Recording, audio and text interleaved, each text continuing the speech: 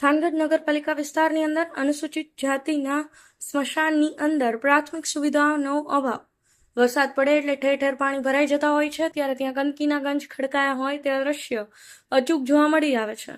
જ્યારે જે જગ્યાએથી ગંદકીના ગંજ દૂર કરવામાં આવે નહીં, ત્યારે મચ્છર અને દુર્ગંધનો વધારો થતો જાય છે. તેના કારણે રોગચાળો ફેલાવાની શક્યતા વધી જતી હોય છે. આ સમસ્યાનો ઉકેલ લાવવા માટે અનેકવાર તંત્રને ધ્યાન કેન્દ્રિત કર્યું હોય છે, તેમ છતાં પણ જવાબદાર તંત્ર દ્વારા કોઈ કાળજી લેવામાં આવતી નથી. હાલમાં થાનગઢમાં આવેલ અનુસૂચિત જાતિના સ્મશાનમાં ચારેકોર વરસાદના પાણી ભરાઈ જવાના દ્રશ્યો સર્જાયા છે. અહીંના સ્મશાનમાંથી ગંદકીના ગંજ ખડકાયા છે.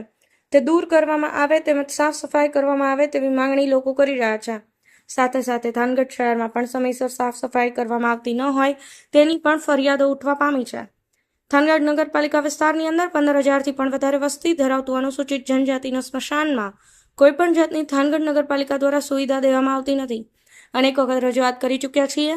થાનગઢ મામલતદાર સાહેબને આવેદનપત્ર પણ આપવામાં આવ્યું છે. નવી જગ્યા ફાળવવા માટેની પણ રજૂઆત કરી છે.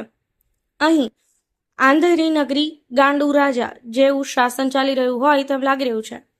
વાત છે થાનગઢ નગરપાલિકા વિસ્તારની અંદર 7થી પણ વધારે અનુસૂચિત જનજાતિના સભ્ય હંમેશા ચૂંટાઈ આવે છે, પણ તેમના કોઈ પણ કામ કરવામાં આવતા નથી.